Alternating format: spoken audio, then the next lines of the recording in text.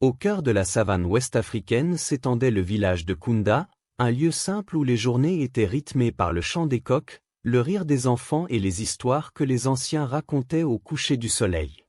Parmi tous les enfants du village, il y avait un garçon de 10 ans nommé Saliou. Il n'était ni le plus fort ni le plus rapide, mais il avait un cœur immense. Sa famille était l'une des plus pauvres du village. Leur case en terre battue menaçait parfois de s'effondrer, et leur repas dépendait souvent de ce que la saison voulait bien leur offrir. Pourtant, malgré la dureté de leur quotidien, Saliou gardait toujours un sourire lumineux. Sa mère, Mariama, travaillait du matin jusqu'au soir pour cultiver un petit champ de mil. Son père, affaibli par une maladie qui l'empêchait de marcher correctement, passait la plupart de ses journées assis sous l'arbre à palabres, espérant un miracle. Leur seule vraie richesse était la bonté. Mariama disait toujours, « Quand tu donnes, tu reçois plus que tu n'as offert. » Saliou avait grandi dans cette philosophie, observant sa mère partager même lorsqu'elle manquait. Elle lui avait appris qu'un repas divisé en deux nourrit 2 personnes, mais un repas gardé pour soi laisse un cœur vide. Ce matin-là, la sécheresse frappait Kunda plus durement que jamais. La rivière où les villageois puisaient leur eau s'était réduite à un filet brunâtre, et les récoltes à venir s'annonçaient mauvaises. Les familles rationnaient leurs provisions. Dans la petite case de Saliou, il ne restait qu'un dernier morceau de foufou soigneusement enveloppé dans un linge. C'était tout ce qu'ils avaient pour la journée.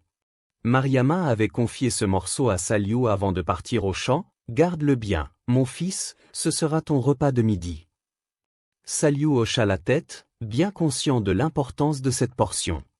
Mais au fond de lui, il savait que la faim des enfants du village n'était pas égale. Certains n'avaient rien mangé depuis la veille. Il ressentait une étrange tension en tenant ce dernier repas contre lui. C'était son seul repas de la journée, pourtant l'idée de le garder ne l'apaisait pas. Elle le troublait. Il ne savait pas encore que cette petite nourriture, si simple et si maigre, allait changer sa vie et celle de tout un village. Alors que le soleil montait dans le ciel, Saliou marcha vers la clairière où les enfants jouaient habituellement. Mais ce jour-là, l'ambiance n'était pas la même, la sécheresse avait laissé tout le monde épuisé. Les sourires étaient rares. En s'approchant, il aperçut un garçon inconnu assis sous un arbre.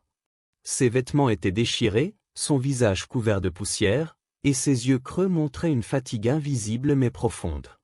Personne ne semblait lui prêter attention. Saliou sentit immédiatement que cet étranger portait un fardeau encore plus lourd que la faim. Le garçon s'appelait Amadou. Il venait d'un village voisin frappé encore plus durement par la sécheresse. Les puits étaient à sec, les récoltes brûlées, et les villageois avaient dû se disperser dans l'espoir de trouver de l'eau ailleurs. Amadou avait marché 2 jours entiers pour atteindre Kunda. Il n'avait rien mangé depuis son départ, et son corps tremblait. Lorsqu'il parla, sa voix n'était qu'un souffle, presque imperceptible. Saliou écouta sans l'interrompre, le cœur serré. Un dilemme se forma dans l'esprit de Saliou. Il glissa la main dans sa petite poche, sentit le tissu du linge, la chaleur du foufou encore tiède. Il pensa à sa mère, à sa promesse de manger à midi pour garder ses forces. Mais il regarda Amadou, son ventre creux, son souffle fragile, la détresse dans ses yeux. La faim de Saliou était réelle, mais celle d'Amadou était un danger. Sans réfléchir davantage, poussé par un élan de compassion plus grand que lui, Saliou sortit son dernier repas et le partagea en 2. Puis, voyant l'état du garçon, il fit plus encore. Il posa la plus grande portion dans les mains d'Amadou. Le silence s'installa. Amadou le regarda, bouleversé. Aucun mot ne pouvait exprimer ce que ce geste représentait pour lui. Saliou venait de donner plus que de la nourriture, il avait offert une chance de continuer, un souffle de vie. Le geste de Saliou ne passa pas inaperçu. Une vieille femme du village, Awa, avait observé la scène depuis sa case. Touchée par ce qu'elle venait de voir, elle se leva aussitôt et alla chercher une poignée de noix qu'elle avait soigneusement gardée pour elle. Lorsqu'elle arriva près des 2 enfants, elle tendit son propre repas à Saliou, « Ce que tu as donné reviendra vers toi. » Son geste fut le premier d'une longue chaîne. Un homme qui passait par là aperçut Awa donner ses noix, et, curieux, demanda ce qui se passait. Lorsqu'il comprit, il retourna chez lui chercher un peu de mil à partager. Puis 2 femmes arrivèrent avec quelques morceaux de manioc. Bientôt, d'autres villageois se joignirent à la scène. Chacun apporta quelque chose, même infime. Kunda, malgré sa pauvreté, prouvait qu'une communauté peut être riche de solidarité. La nouvelle se répandit dans le village, un enfant a donné son dernier repas à un étranger. Les anciens se réunirent et discutèrent longuement. Pour eux, ce geste était un signe, peut-être même une leçon venue des ancêtres. Ils décidèrent que Kunda devait venir en aide au village d'Amadou, car si un enfant pouvait donner tout ce qu'il avait, les adultes n'avaient aucune excuse.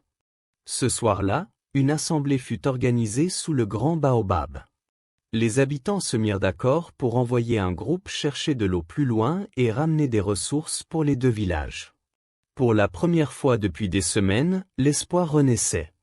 Et tout cela venait d'un enfant qui avait décidé de partager son dernier repas.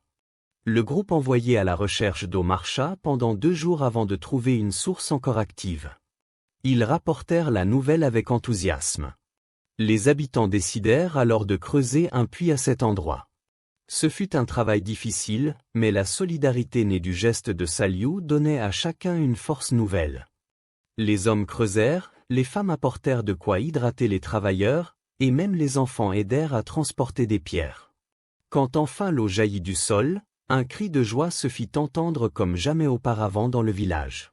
Tous pleurèrent, rirent, chantèrent. Amadou, encore faible mais souriant, assista à la scène en tenant la main de Saliou. Grâce à cette nouvelle source, les récoltes revinrent, les animaux purent se désaltérer, et la famine recula. Kunda décida même d'envoyer régulièrement de l'eau et de la nourriture au village d'Amadou.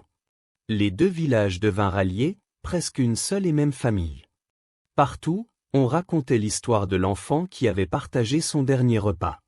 Les voyageurs, les griots et même les anciens des autres villages citèrent ce geste comme un exemple de pure bonté.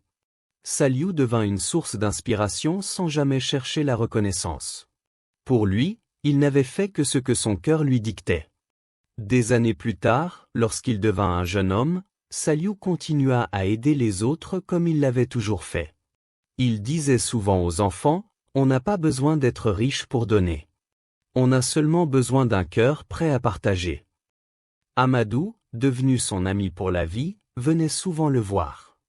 Leur amitié était née de la faim, mais elle avait grandi grâce à la générosité. Un jour, un griot arriva dans le village et demanda à rencontrer Saliou. Il lui raconta que son histoire voyageait de marché en marché, de village en village, et qu'elle inspirait même des chefs. Saliou en fut surpris, il n'avait jamais cherché la gloire. Mais il comprit que parfois, les plus grands actes sont ceux que l'on fait sans y penser. Les années passèrent, et l'histoire de Saliou devint une légende transmise aux enfants autour du feu. Ils apprenaient que la richesse ne se mesure pas en nourriture ou en argent, mais en compassion. Et que parfois, un seul geste peut sauver une vie, unir un peuple et transformer une destinée. Ainsi naquit la morale de Kunda, le cœur qui partage ne s'appauvrit jamais. Et chaque fois qu'un enfant hésitait à donner, les anciens rappelaient « Souviens-toi de Saliou, l'enfant qui partagea son dernier repas, et changea le destin de tout un village. »